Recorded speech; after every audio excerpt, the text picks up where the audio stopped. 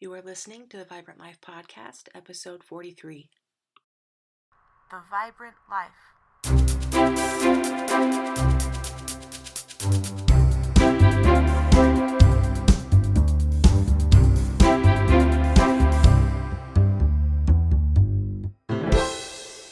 Hey you, welcome to the Vibrant Life Podcast. I'm Emily Romrell, and another Friday is upon us. I hope you're having a happy day and that you are enjoying this holiday season with people that you love. Christmas is only 9 days away, my friends. I'm so excited.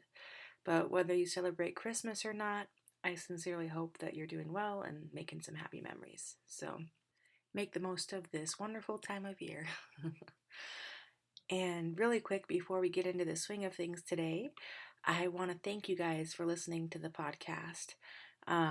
It's been a ride so far, and we still have more to go. So if you feel like these messages bring value to your life, I would be so grateful for a quick review on Apple Podcasts and hit that subscribe button. Makes it really easy for the future episodes to become available to you.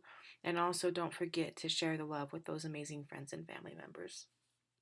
I've been looking forward to our topic today, probably because it's another thing that I struggle with.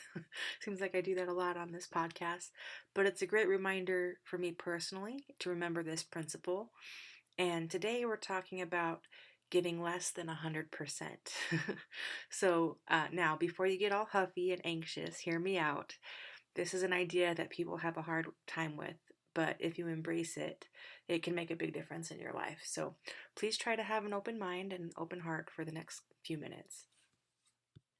I think a major problem in society at large and with people individually is all or nothing thinking. And like I said before, I definitely struggle with this a lot. So, if I'm not perfect at something, then I often feel I must be a failure. And there are some situations in life where there are black and white solutions, like math equations, for example. But here's the truth: life is a journey, growth is a process, and more times than not, there are many ways, not just one, to find answers. Several years ago, I was working at an office, and one of my coworkers said something like, I can't come into work unless I know I can give 100%, so I'm not coming in unless I know I can do my best. And that was the reason she said she didn't come to work for a few times. Now, I understand that this girl had good intentions, but let's dive into that a little bit deeper. So, what's better, do you guys think? What's better, 0% or 60%? Or what's better, 0% or 10%? The math on that one is pretty obvious, I think. We're all taught as kids to do our best, right? At least I hope we are. And somewhere down the line, people decided that doing our best means giving 100% all the time. But peeps, that is not only unrealistic, but it's also exhausting. How do you give 100% to your work and to your family and to your community, etc.? The truth is that you don't. Even if you're a shining example of excellence, it's probably more like an 80-20 situation. So you're 80% focused on the task at hand, and the other 20% is taken up in random thoughts and hunger, distractions from nearby people, health concerns, or any other number of things. And if you're not living at the very top of your game, then the percentage is going to be even less than that, right? And I think key to fixing this is to shift our focus from what we're not giving to what we are giving.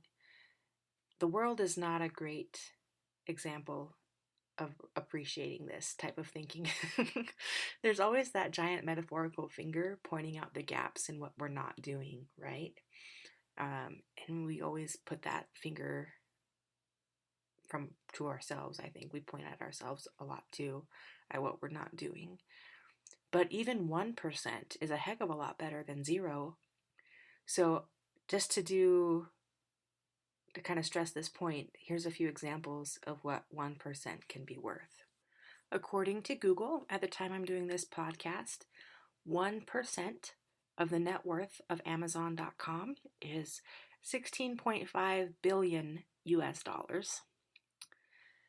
1% of one day is 14.4 minutes, just under 15 minutes.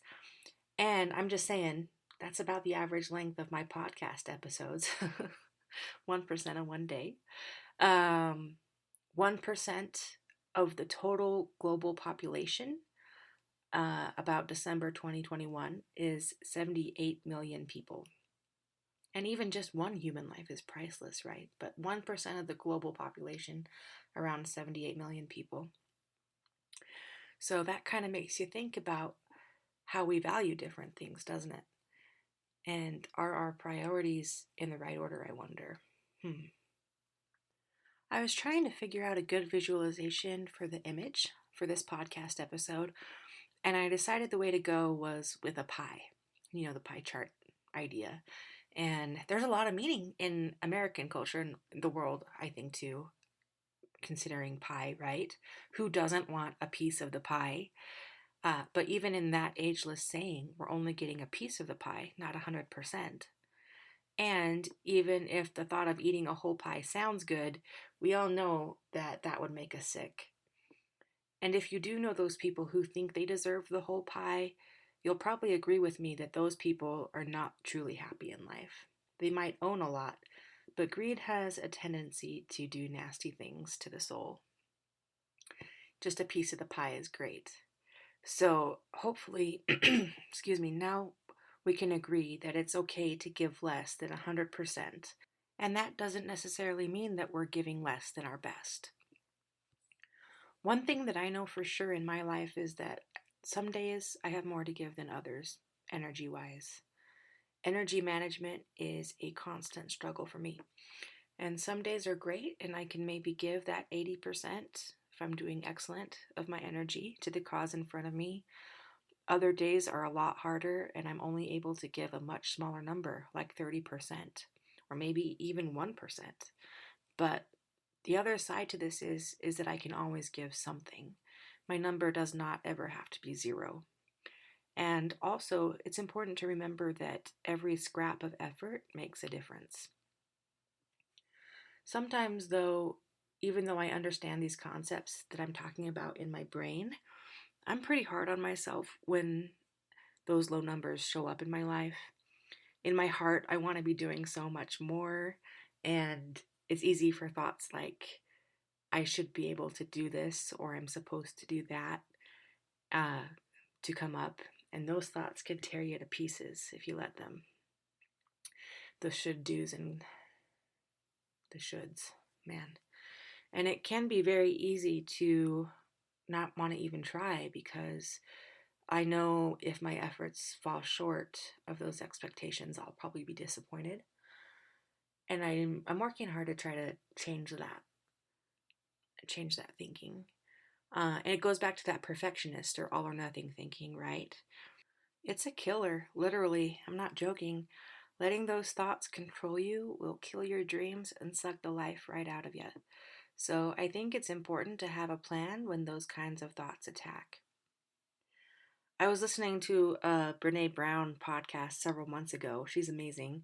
And she was talking about relationships, but this works well in your relationship with yourself as well as with other people.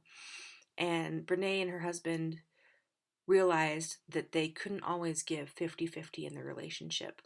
Sometimes one of them might be at a 25 and then the other partner would make up the difference and give 75 or whatever. So then that equaled 100% in the relationship, right? But what do you do if both partners are low? What if each of you is only at a 10? Or what if you're just by yourself and trying your best, but your best is only a 10 on a given day? Well, she talks about this thing they came up with called a gap plan, and I think it's genius. So if you find yourself in that kind of depletion mode, or you enter a sort of crisis mode, you can activate this gap plan. And so I'm just kind of share straight from what she was talking about. The episode from Brene Brown is on her Unlocking Us podcast, and that's on Spotify. It's called Comparative Suffering, the 50-50 Myth, and Settling the Ball. So I put a link to that episode in the show notes. Definitely check it out. It's amazing. But here's the gap plan that she talks about. So when they find that they are getting those low percentages, then an 8-hour sleep minimum is required for everyone. And believe me, personally, I know from experience how vital sleep is, my friends. So get the rest that you need.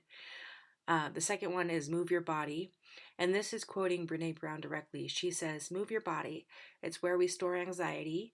Not one of us can get back to where we need to be without moving our bodies. And in our family, I believe that's true of all of us. It's where we store anxiety. It's where we store our grief. It's where we store hard things. So that's pretty interesting. And still quoting her here, the third one is eat well. A crisis, whether it's the pandemic or just any crisis at home during normal times, a crisis can lead to Buddy the Elf eating. You know, Buddy's 4 food groups: candy, candy canes, candy corns, and syrup. Perfect for Christmas time, or maybe not. But that gets us an instant relief, and the insulin sugar goes up and then crash and up and crash. So it's hard on our emotions and on our bodies. So eat well. And that's mostly quoting her again. And then the third one is to limit the news, which is gasoline on the anxiety fire. So those first 4 items on the plan seem like common sense, right? But for some reason, when we don't feel good, we tend to fall into bad habits that directly contradict these first 4 practices of good health. So it's critical to be deliberate and take any necessary actions to put rest, exercise, nutrition, and a healthy mindset back into our lives in a meaningful way. After that, Brene Brown talks about how her family made a plan to support each other when one or more of them are at a low percentage. And these things were more specific to their family, but they're also very powerful. They included no harsh words, no nice words with harsh faces, was number 2. 3 was to say you're sorry when you make a mistake. 4 was to accept apologies with thank you. And she explains that when someone offers you a real apology, you shouldn't say that's okay and excuse the behavior, but you should say thank you. And that's pretty powerful when you think about it. And then the number 5 one was puns and knock-knock jokes. And when you can be silly together, then everything's okay and you feel better. So that's pretty powerful. Isn't that an amazing GAP plan? And personally, I haven't had a real plan as I've experienced some lower numbers lately. So that's really inspiring to me. I'm going to work on that, and I'm going to come up with some actions I can take when I'm struggling with low percentage days. I think that's brilliant. But even if you don't have a GAP plan, or even if you implement your GAP plan, it's super important to remember that it's okay to give less than 100%. If you're honest with yourself and you give what you can, then you can be satisfied that you gave your best that day, even if it was a 1% day. I think Heavenly Father honors our efforts on those 1% days, maybe even more than the efforts on easier days. Kind of like a widow's mite type situation. But if you have more, give more. Always do your best, and if it is your best, then it's always enough. I hope y'all have an incredible week, and I hope the 1% of today that we've spent together has helped you in the quest to live your vibrant life. It's definitely helped me, and I hope you make the most out of this holiday season. Take care, my friends. We'll see you next time.